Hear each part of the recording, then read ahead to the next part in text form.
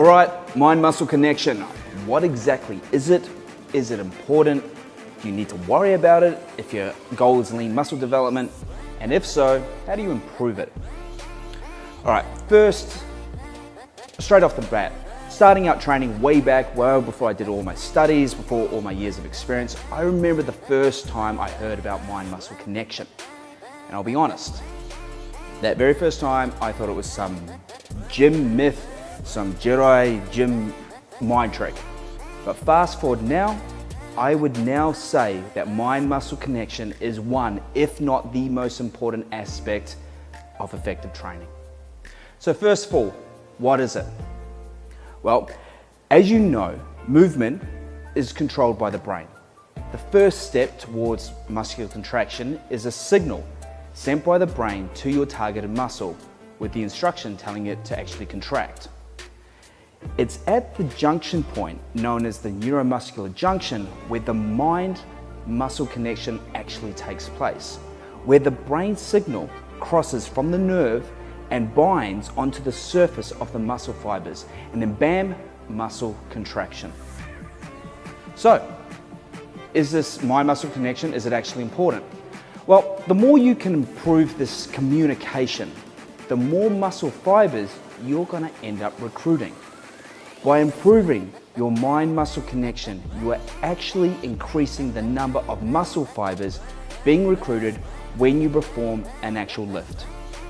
This results in better quality muscle contraction and ultimately more of your muscle being stimulated. So, do you need to worry about it for actual muscle growth?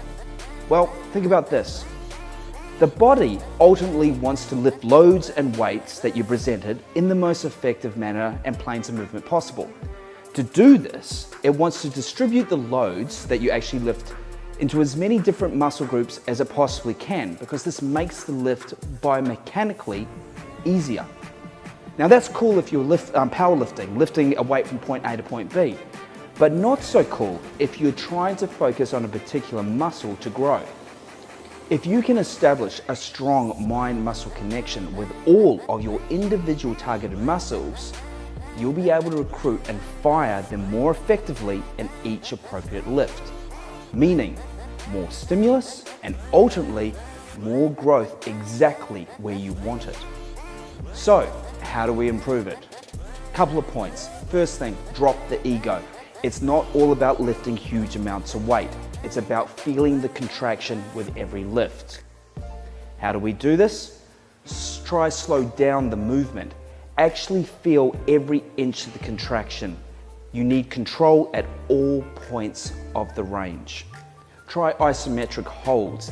Actually flexing between sets recruits more muscle, floods the muscle more with more nutrients, more blood, and helps strengthen that mind-muscle connection as well. And if it's a really hard muscle for you to actually tap into, before you even start your training session, try a preload.